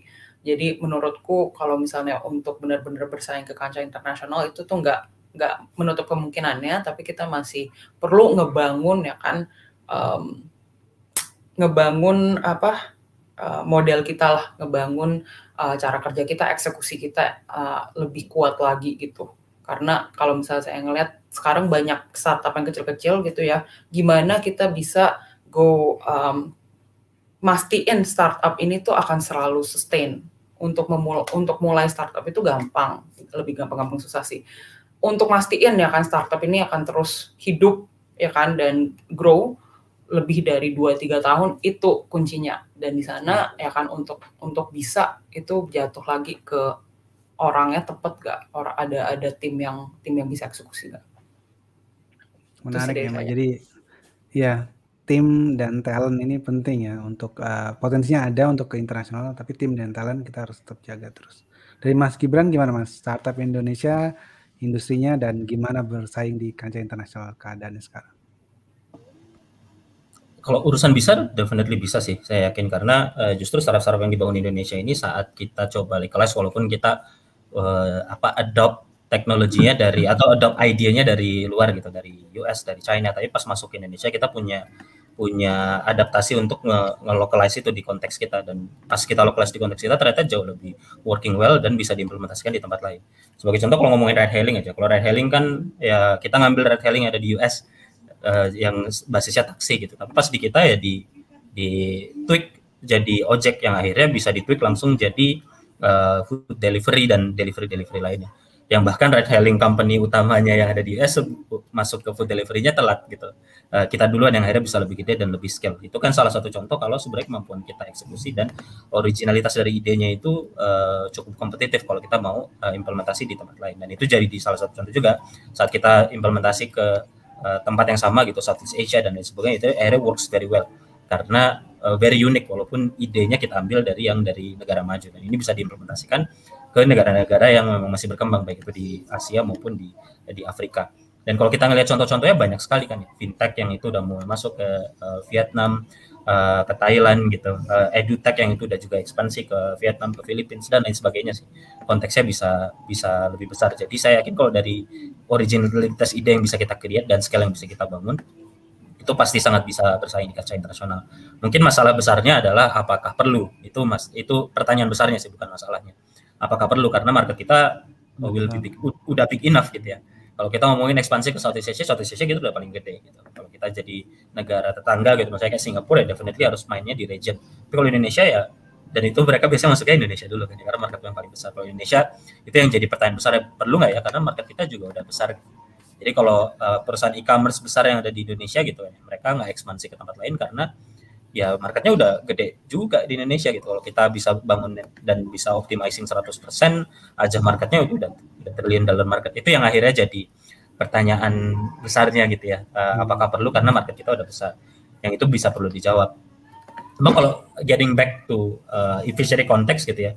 Kalau e-fishery ini kita nggak adopt teknologi yang memang dari tempat lain. Jadi kita punya ide sendiri, kita lihat sendiri, kita bangun sendiri. Dan akhirnya once itu kita bangun karena kita di sektor yang sangat unik ya, yang nggak semuanya merhatiin gitu ya. Currently di negara maju definitely yang nggak ada karena nggak ada perikanan. Tapi di negara yang besar kayak India, China yang secara startup jauh lebih mature talent maupun capitalnya, itu bahkan belum ada startup yang kayak e-fishery. Kita udah nanya ke investor-investor di sana, ada nggak sih startup kayak e-fishery? Nggak ada. Jadi akhirnya justru investor yang challenge, kalau gitu lu bisa dong expand ke market yang jauh, yang lebih besar atau sama besarnya kayak Indonesia. Karena emang ide yang kita pikirin, bahkan orang China sama orang India belum kepikiran. Dan itu yang akhirnya kita coba pikirin ke sana gitu. Kita mau masuk ke regional simply karena we have 8 years head start gitu. Kita udah mulai duluan 8 years saat orang lain nggak kepikiran. Kenapa? Karena kita main di very niche market. Dan kalau ngomongin sekarang, walaupun di fishery kan kita sebutnya fish tech company gitu ya. Ya currently ngomongin fishery ya gimana sih di Indonesia kok jarang kedengeran gitu ya. Mungkin jarang kedengeran, tapi kalau ngomongin aquaculture technology company, kita nomor 1 di dunia globally. Nomor 1 dari all metrics lah. Revenue kayak dari funding metric, dari headcount metric, jumlah user, kita nomor 1 globally. Jadi kita ya big fish in the smaller pond gitu ya. Itu juga mungkin jadi salah satu poinnya di mana ya startup yang bisa muncul dari Indonesia bisa masuk juga gitu. Once kita pilih market sama vertikal yang memang nggak semua di tap in dan very Indonesian gitu. Tapi pas kita udah bisa masuk ya kita bisa ekspansi. Sebagaimana e-fishery juga currently lagi expanding kan ya di negara kayak Vietnam, Thailand, India sama hopefully soon will be China. Gitu sih. Wow, luar biasa ini. Semoga dua-duanya sangat menggugah. Semoga bisa, kalau ada yang tertarik ya, ini sangat I think one of the things yang kita bisa lakukan untuk tadi sudah dikasih tahu juga konteksnya, membantu negara ini ya dengan membantu startup yang jelas juga membantu menyelesaikan permasalahan negara. Kayaknya waktunya sayangnya nggak sempat untuk pertanyaan lagi. Nanti coba kita lihat, tapi mungkin yang terakhir ini mungkin closing statement ini agak panjang juga nggak apa-apa, dari masing-masing gitu ya, untuk pesannya gitu ya buat audiensnya, bisa orang-orang yang tertarik ini dianggap orang-orang yang tertarik dengan startup gitu, dan dalam konteksnya juga untuk memajukan Indonesia gitu ya. Mungkin mulai dari Mas Gibran lagi tadi, gimana nih closing statement-nya terkait diskusi kita hari ini dan konteks startup contribution untuk masa depan Indonesia dan leading in the new era. Iya, sebenarnya kalau secara pesan tadi udah banyak disampaikan sih ya di pertanyaan-pertanyaan yang disampaikan oleh Pandu. Yang pertama sih, baik itu mau jadi founder, mau jadi join ke movement-nya, ya pastiin kalau kita mau solve problem sih. Ya itu yang paling penting. Ya, karena di startup di kondisi yang sekarang, saat startupnya keren, udah jadi IPO, founder-foundernya ada yang jadi menteri ya, BUMN, itu kan keren gitu. Jadi kadang-kadang we might distracted sama we might be distracted sama harusnya itu kayak gimana gitu. Jadi kita tergoda ke hal-hal yang nggak terlalu esensial. Padahal ya, founder-founder itu bisa mencapai titik itu karena value mereka mau solving problems, value mereka mau create impact. Takutnya kita malah ngelihatnya ke sana gitu. Jadi mirroring ke hal yang salah, bukan yang esensial. Jadi nanti gue pengen jadi IPO nih, gue pengen jadi tajir, ya nggak salah, tapi nggak ideal gitu. Jadi pastiin kalau when we start with the right reason, di mana ya solving bigger problems in society, bigger problems di Indonesia. Dan yang tadi saya bilang, Indonesia nggak pernah kekurangan masalah. Jadi please ya solve the problems. Gitu. Cari problems yang mau disolusiin. Once problemnya emang gede, ya kita bakal bisa bangun solusi atau company yang bisa besar juga dan scale. Tapi di sisi lain, once company kita scale, sambil jalan kita nyelesain permasalahan yang penting buat masyarakat Indonesia, yang akhirnya Indonesia bisa lebih baik karena kita melakukan itu, bukan hanya ya kita dapat bonus-bonusnya gitu ya, company dapat scale, dapat funding, IPO dan lain sebagainya, tapi karena prosesnya ya the world and particularly Indonesia is better off because we actually do that, we try that gitu. Dan kalaupun gagal ya nggak masalah, ternyata nggak tercapai nih, gue nggak jadi IPO atau nggak jadi apapun, gue harus tutup, ya nggak masalah juga, karena 4 tahun kita ngelakuin itu, 5 tahun, 6 tahun, atau berapa tahun pun kita ngelakuin itu, ya ada progres yang kita buat untuk menyelesaikan permasalahan penting bagi masyarakat. Gitu. Jadi pastiin ya masalah yang kita beresin penting, cukup besar dan cukup optimal. Itu yang pertama sih. Yang kedua, ya baik itu mau join ke startup atau mau bangun startup, ya do it quickly, start early, start small. Jadi ini yang kalau biasanya saya sering cerita gitu, waktu bikin Fishery saya keinspirasi dari obrolan sama satu pembudidaya, ngobrol, saya nyeletuk, Pak, kalau saya bisa bikin alat ini, Bapak mau beli atau enggak? Dan dia mau beli. Cuma exactly dari situ pulangnya tuh saya langsung googling caranya kayak gimana. Ya seminggu kemudian langsung ya minjem garasi orang dengan modal 2,5 juta akhirnya bisa bikin gitu. Dan hire satu anak SMK akhirnya bisa bikin satu prototipe-nya. Karena start early, start small nggak susah-susah banget, 2 bulan satu anak SMK 2,5 juta ternyata bisa bikin satu startup yang akhirnya bisa scale sampai sekarang gitu. Dan itu yang kadang-kadang kalau kita punya satu ide yang kita gemes gitu, atau problems yang kita lihat gemes, kita kebanyakan mikirnya gitu, kebanyakan analisa, kebanyakan ngitungnya, padahal eksekusi aja, dan eksekusi nggak harus gede-gede, resikonya nggak harus besar-besar gitu. Keep our own job, tapi side jobnya kita develop ininya kan gampang gitu. Bikin satu prototipe yang kita pakai no-code platform yang akhirnya bisa create, ya, bisa gitu. Tapi cepat eksekusinya ini akhirnya bisa jadi satu pembeda, apakah solusi ini bisa cepat hadir ke market, masalahnya bisa cepat selesai, skalabilitasnya dapat atau enggak buat kita bangun itu. Gitu. Sama kalau misalnya mau join, ya langsung aja lakuin apapun first step-nya gitu. Ngobrol sama yang punya experience di startup, baca-baca value-nya kayak gimana, cari-cari beritanya, baru ya decide to join gitu. Dan mungkin saya salah ya, karena nggak pernah kerja di multinasional, bisa jadi persepsi salah. Cuma ya there's always course correction juga, kalau ternyata nggak nyaman ya kita bisa tetap nyari atau balik lagi atau kayak gimana gitu. Yang itu bisa di arrange. Tapi kalau kita udah ngelakuin itu ya pasti lebih progressing lah ke sana. Jadi start early, start small, langsung ya hajar lalu belajar. Ya, wah, luar biasa ya. Jadi value-nya tadi yang awalnya why-nya itu penting banget ya. Dan yang kedua start early, start small. Mbak Kathy? Yeah, Closing I statement-nya? think Gibran has taken a lot of my key statements juga sih. Jadi setuju banget with what Gibran has said ya kan. Definitely focus on the problem. Ya kan, kalau misalnya ibaratnya North Star ya kan, atau jangkar kalian itu tuh lebih kayak oh saya mau IPO atau ya kan, itu sebenarnya hasil ya kan, hasil dari kerja kerasnya all the founders and all the people that have put in their effort, right? And mulainya tuh ibaratnya harus mulai dengan tantangan apa sih yang membuat passion kalian gitu kan, apa sih ibaratnya di masalah yang ngegemesin gitu kan, yang sebenarnya tuh kalau misalnya kalian tuh bukan hanya, dan mungkin testingnya itu bisa seberapa lama sih ya kan kamu merasa bahwa ini tuh masalah yang patut ditangani ya kan, dan you can test your passion gitu kan, apakah ini mungkin spontaneous aja, saya ngerasa aduh gemes tentang masalah ini, tapi ternyata 1 bulan kemudian 2 bulan kemudian udah nggak dipikirin, atau ternyata udah lama nih di benaknya gitu kan, dan selalu muncul kalau misalnya ada tantangan, ada pertanyaan, ada feeling kayak gitu, don't ignore it, right? Itu saya rasa menjadi indikasi terbesar. Jadi bagi saya, kalau boleh cerita sedikit, saya kenapa ngambil S2 juga ya, itu karena bukannya mau lari dari realita, mungkin sedikit ya, tapi intinya juga saya ngeliat bahwa saya udah kerja di berbagai sektor ya, ada di sektor keuangan, ada di sektor non-profit juga, tapi balik lagi, selalu masalahnya kembali lagi ke orang gitu kan, balik lagi ke talent. Makanya itu yang ngegemesin saya gitu loh. Kalau misalnya Indonesia tuh aset terbesar kita tuh orang, ya kan. Aset terbesar kita tuh our population. So how can we improve that gitu kan. Nah dari sana ya saya juga ya kan tergantung perjalanan setiap orang pasti berbeda-beda ya. Saya kebetulan ada opportunity juga ya kan, bisa belajar lagi. Jadi itu memberikan saya waktu dan resources juga lah untuk try different things, belajar lebih banyak lagi, ngegali lebih banyak lagi sebenarnya itu masalahnya apa, sehingga berada di solusi yang ada gitu kan. Mulai dengan pembiayaan dulu, mulai dengan memperluas akses dulu, semoga ke depannya ya kan akan dapat transform lebih banyak lagi.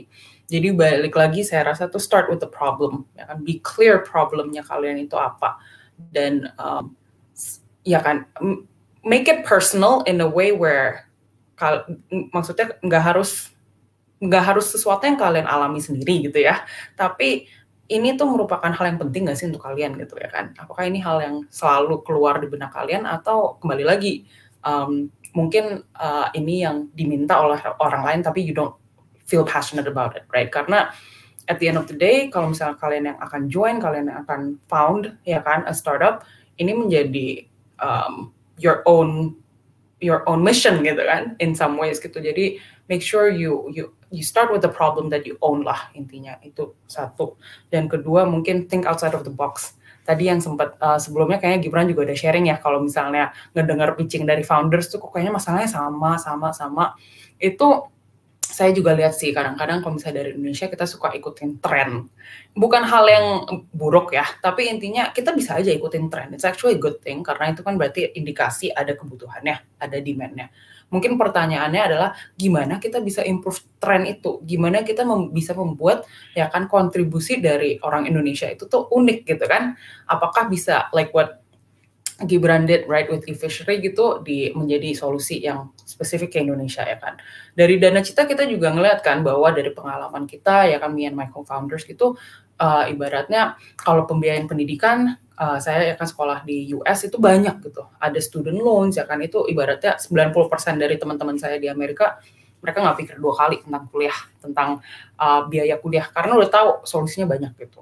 Ya kan? Nah, pas kita bawa ke Indonesia, tentunya harus dirubah juga kan, kayak dari infrastruktur keuangan kita, dari kebutuhan kampus juga berbeda, ya kan, dari ekonomi juga berbeda, ya kan. Jadi kita ya kan kenapa jadi pembayaran bulanan di awal ya kan sedikit berbeda dengan student loans di US, karena kita melihat memang ekonomi kita, memang market kita kayak gini gitu. Jadi cara kerjanya juga berbeda gitu kan. Jadi bisa aja dimulai dengan yang sudah ada, tapi harus dipikirkan gimana bisa, apa yang bisa dirubah gitu kan. Jadi bukan kopas aja, tapi kita bisa belajar dari banyak sekali ide-ide yang sudah ada di luar, tapi bagaimana bisa mengadaptasi ya kan, think outside the box still, untuk meyakinkan bahwa ini solusi yang tepat untuk market kita, untuk ya kan our beneficiaries, our users gitu. Jadi think outside the box, right?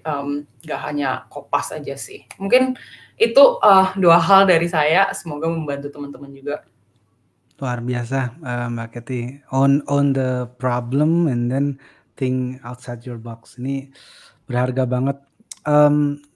Saya kayaknya kalau disuruh ngerangkum hari ini susah juga ya, kayak terlalu banyak insight dan pendalaman yang bisa disampaikan. I hope nanti teman-teman bisa lihat juga rekamannya di YouTube dan mungkin di video. Ya, tapi intinya banyak banget ya startup yang dilakukan gitu ya, yang startup ini memajukan bangsa dengan berbagai kontribusinya dan banyak cara untuk anak muda untuk bisa ikut serta baik dari menjadi founder maupun menjadi talent gitu ya dengan berbagai saran tadi. Nah, ini kita udah di penghujung acara. Nanti ada sedikit hal yang kita minta bantuan dari Mas Gibran dan Mbak Kathy. Tapi sebelumnya kita mungkin boleh foto dulu dokumentasi. Ini silahkan panitia di pose seganteng dan secantik mungkin. Oke, sudahkah panitia? Sudah? Oke. Nah ini kita minta bantuan. Jadi dalam rangkaian Delete the Past ini kita juga ada kegiatannya, salah satunya adalah donasi bersama melalui wecare.id, ada di bawah itu /menang bersama gitu ya, untuk membantu nakes kita dan vaskes untuk alat pelindungan diri ya, termasuk orang-orang yang petugas pemakaman gitu ya. Nah, narasinya bergotong royong di tengah pandemi. Nah, kita biasanya selalu minta tolong ke pembicara untuk ikut serta gitu ya. Ada ajakan gitu lah. Jadi ceritanya mungkin bisa mengajak dengan narasi masing-masing 1-2 kata untuk berdonasi tadi. Nah, mungkin ini aku bisa minta tolong dari Mbak Kathy dulu kalau boleh Mbak menyampaikan ajakannya. Iya. Well, terima kasih semuanya yang sudah hadir ya kan. Semoga teman-teman juga bisa donasi ke wecare.id menang bersama ya kan, dan bisa tentunya follow dan hashtag menang bersama. Ini akan sangat membantu semua teman-teman kita ya kan, yang sudah melayani ya kan masyarakat kita, dan ini dapat membantu memberikan APD kepada garda terdepan juga. Jadi semoga teman-teman bisa again wecare.id /menang bersama. Thank you Mbak Kathy. Mas Gibran mungkin bisa. Iya, karena kita temanya juga menang bersama dan startup ini harus ada kebersamaan dan kolektivisme. Saya mendorong teman-teman semua karena kita punya musuh bersama kita nih di COVID dengan situasi yang bikin ekonomi buruk, dan yang menghadapi perang ini di front line-nya garda terdepannya itu nakes dan yang tadi disebutkan gitu ya, yang urusan pemakaman. Mereka harus bisa equip, karena kalau misalnya mereka kalah, semuanya kalah, atau kita jadi kalah bersama. Jadi supaya kita menang bersama, mari kita kontribusi bareng-bareng, buka di wecare.id /menang bersama, supaya kita bisa ikut berperan serta. Kalaupun nggak bisa di garda terdepan, segera di garda terbelakang kita bisa supply pasokan supaya garda terdepan kita bisa menang, dan kita beneran bisa menang bersama. Gitu. Terima kasih. Ikut donasinya ya, thank you. Terima kasih Mas Gibran, luar biasa. Sesi hari ini sudah selesai, luar biasa sekali. Again, terima kasih sekali lagi Mas Gibran dan Mbak Kathy. Hopefully kita bisa kolaborasi juga di waktu ke depan. Kalau gitu saya persilakan untuk kembali ke backstage. Mas Gibran dan Mbak Kathy, terima kasih.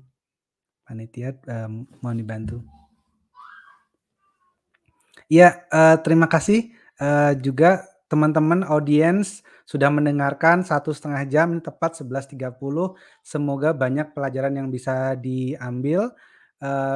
Semoga juga teman-teman bisa ada actionnya ya setelah ini, mau jadi founder, mau jadi talent di startup, find your why, think outside the box, dan berbagai informasi yang tadi kita bisa dapatkan dari kedua pembicara kita yang luar biasa. Sekali lagi juga tetap coba donasi ke wecare.id /menang bersama. dan enjoy, terus ikuti Lead the Fest dalam beberapa hari ini. Terima kasih dan saya pamit. Wassalamualaikum warahmatullahi wabarakatuh. Waalaikumsalam warahmatullahi wabarakatuh. Terima kasih banyak Bapak Pandu yang sudah memandu sesi webinar yang sangat luar biasa. Banyak sekali ilmu yang bisa teman-teman dapatkan juga, dan tadi yang saya highlight juga. Jadi kalau dari sini teman-teman hanya mendengarkan tadi sharing dari para speaker, jangan lupa untuk take action juga setelah ini. Jadi biar lebih terimplementasikan apa yang sudah didapatkan. Sekali lagi terima kasih banyak Bapak Pandu atas panduannya dalam memandu sesi webinar pada hari ini. Dan mungkin kalau ingin duluan bisa langsung ke backstage. Oke, nah terima kasih juga kepada Bapak Gibran Huzaifah dan Ibu Kathy Lee yang sudah memberikan banyak sekali informasi, banyak juga pengetahuan terkait dengan kontribusi startup. Tadi sudah dijelaskan banyak hal dan teman-teman jangan lupa di-share juga keseruannya, karena tadi seperti yang udah disampaikan di awal, teman-teman yang share keseruan bisa mendapatkan hadiah menarik dari teman-teman. Nah, puncak acara Lead the Fest 2021 ini merupakan satu rangkaian berkelanjutan yang terus berjalan sehingga teman-teman dapat langsung menyaksikan sesi webinar selanjutnya maupun acara-acara lain dalam satu rangkaian yang sama, di satu link yang sama, satu platform yang sama. Teman-teman bisa nonton di Pemimpin ID University atau aplikasi video yang merupakan partner streaming resmi dari Lead the Fest 2021. Nah, acara ini didukung oleh PT Paragon Technology and Innovation dan Dana Cita, juga dukungan dari para rekan media dan kolaborator organisasi yang turut menyukseskan pelaksanaan acara Lead the Fest 2021. Dan tadi terima kasih banyak untuk para speaker yang sudah mengingatkan kembali ke teman-teman dan memberikan pesan untuk kita bisa menang bersama. Teman-teman bisa turut berkontribusi dalam penggalangan dana yang dilakukan dengan teman-teman wecare.id. Tujuan dari penggalangan dana ini adalah untuk menyediakan alat pelindung diri untuk para tenaga kesehatan, para supir ambulans, dan para tenaga pemakaman gitu ya, yang saat ini berada di garda terdepan. Dan tadi dari Bapak Gibran juga sudah disampaikan, jangan sampai kita kalah bersama nih, tapi kita harus menang bersama, kita harus gotong royong untuk bisa sama-sama melawan pandemi. Jadi teman-teman langsung aja bisa berkontribusi. Donasi yang teman-teman bisa berikan itu mulai dari Rp1.000, jadi teman-teman bisa menyisihkan rezeki yang dimiliki untuk langsung diberikan di donasi di tautan wecare.id/menang bersama. Di situ teman-teman bisa langsung memberikan kontribusinya untuk para tenaga kesehatan. Kita bisa bantu untuk menyediakan alat pelindung diri yang layak. Nah, tadi di awal juga untuk teman-teman yang menanyakan daftar absensi untuk e-sertifikat sudah bisa diakses dari tautan yang diberikan oleh panitia acara di kolom chat Pemimpin ID University maupun kolom chat video. Jadi teman-teman silahkan langsung diklik linknya dan diisi daftar absennya, karena pengisian hanya dibatasi 1 jam setelah acara atau tautan ini diberikan. Jadi teman-teman jangan lupa diisi kalau misalkan teman-teman mau mendapatkan e-sertifikat. Oke, yang nggak kalah menarik juga informasinya, siapa ya kira-kira yang mendapatkan hadiah eksklusif dari Lead the Fest? Untuk teman-teman 2 orang yang beruntung yang mendapatkan hadiah telah share keseruan mengikuti acara Lead the Fest 2021 _ pagi hari ini. Selamat kepada user Instagram @nlyhd_. Nanti panitia teman-teman di Instagram juga akan di-share ya informasi ini, jadi teman-teman bisa langsung menghubungi panitia. Dan yang kedua ada @adaranaila. Jadi yang pertama ada @nlyhd_, dan yang kedua ada @adaranaila. Nah, itu nanti informasinya bisa dicek juga ke Instagram @leadthefest. Dan teman-teman yang berhasil mendapatkan hadiah pada sesi pagi kali ini langsung menghubungi di panitia di Instagram untuk informasi lebih lanjut. Nah, untuk rangkaian acara selanjutnya, masih akan ada webinar series di siang hari ini dengan topik Bringing the New Concept of Leadership with Volunteerism bersama dengan Bapak Al-Fatih Timur selaku Chief Executive Officer dan co-founder dari kitabisa.com. Ada juga Bapak Darmaji Suradika selaku Chief Executive Officer dari pemimpin.id dan Bapak Widarmika Agung selaku co-founder dari Indo Relawan. Wah, ketiga organisasi yang memang fokus kepada gerakan volunteerism ya atau kerelawanan nanti akan berbagi bagaimana nih keseruan atau bagaimana aktivitas kita individu bisa mengembangkan leadership-nya melalui kegiatan kerelawanan. Dan di dalam sesi webinar ini juga nanti akan dibahas mengenai gerakan warga bantu warga yang menjadi contoh nyata dari implementasi nilai gotong royong dalam menang bersama melawan pandemi. Jadi teman-teman jangan dilewatkan sesi ini karena sesi ini juga akan dimoderatori langsung oleh Bapak Tia Muhammad Reza yang merupakan Vice President of Product dari pemimpin.id. Sesi webinar ini akan ada di jam 1, jadi teman-teman jangan dilewatin. Dicatat di tanggalnya, dibuat alarmnya jam 1 setelah makan siang, setelah istirahat, langsung pantengin ke tautan di Pemimpin ID University atau di aplikasi video. Kita sama-sama bahas mengenai kerelawanan. Tapi sebelum itu, saya juga akan kembali nih bersama teman-teman untuk memberikan informasi-informasi lainnya mengenai Lead the Fest. Jadi teman-teman jangan kemana-mana, stay tune terus. Setelah ini masih ada banyak acara lainnya.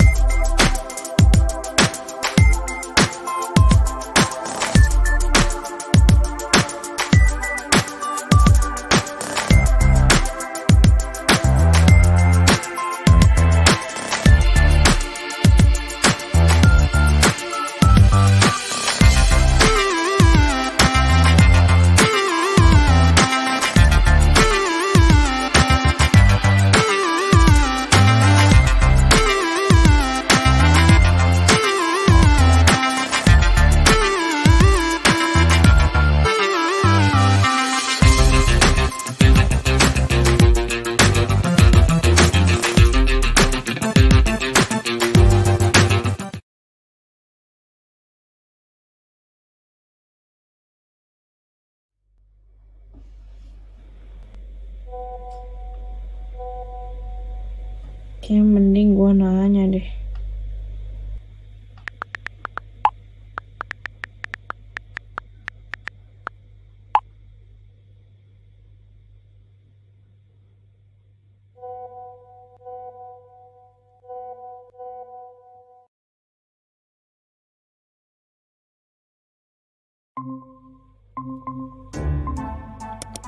Guys, kemarin gue baru baca broadcast dari WA. Terus katanya vaksin bisa bikin orang jadi titan. Yalah, canda kali itu. Katanya vaksin itu juga nggak berguna. Terus apa gunanya coba? Pasti cuman konspirasi elit global kan? Ya ampun, ya ampun. Ini dapat info dari mana coba? Pandemi belum selesai. Jangan dulu kita keburu abai. Anak muda yang berperan, kita mampu menghidupi hidupkan pergerakan. Makanya vaksinasi berguna bagi negeri, gak perlu banyak gengsi, ikut berkontribusi. Yuk edukasi diri, kritisi informasi, bareng-bareng peduli untuk saling melindungi. Yuk vaksinasi, yuk ayo, yuk vaksinasi, jangan ragu. Yuk vaksinasi untuk Indonesia.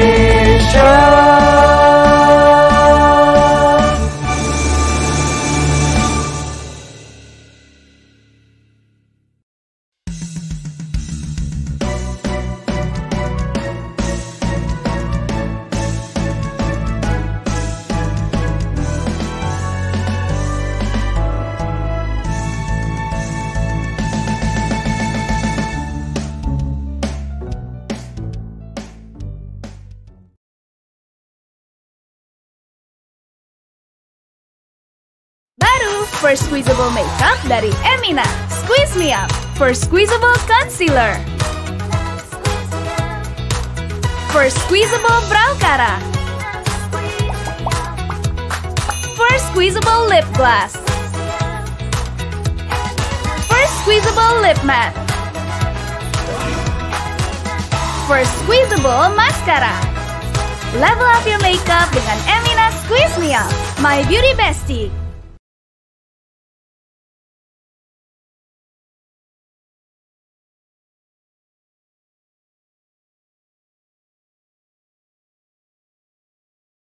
Kamu suka daging, Via? Kalau saya sih suka. Gue hilang udah mau 2 hari loh. Yang hilang gak cuma mereka. Kalian tuh bersinggungan bukan sama kasus penculikan biasa loh. Nggak mungkin singa bisa belajar berburu kalau cuma nonton kan?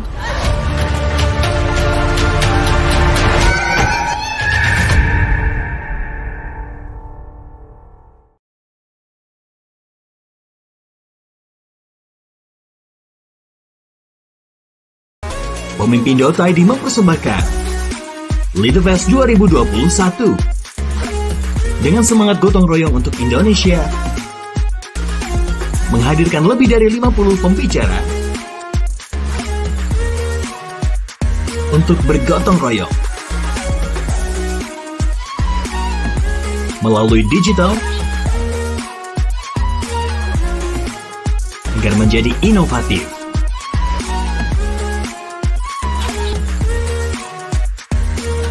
Lead the Fest menghadirkan pemimpin ID Talk, teras belajar, workshop, 1000 konten kepemimpinan, Unity Expo, upacara virtual, dan pemimpin ID Award. Inilah Lead the Fest, leading in the new era.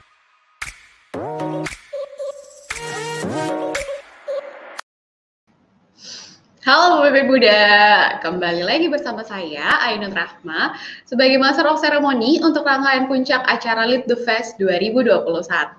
Nah, baru saja kita sudah selesai menyimak webinar series pertama pembukaan pada rangkaian acara Lead the Fest hari ini. Di hari keempat, nggak terasa kita sudah setengah jalan dalam rangkaian puncak Lead the Fest 2021 dan tersisa tinggal 3 hari lagi nih Lead the Fest 2021 yang puncaknya nanti di tanggal 18 Agustus yang tentunya nggak akan kalah seru dengan hari ini maupun hari-hari sebelumnya, jadi teman-teman jangan sampai ketinggalan. Sebelumnya kita sama-sama menyimak tadi ada webinar series mengenai contribution from startup industry to shape the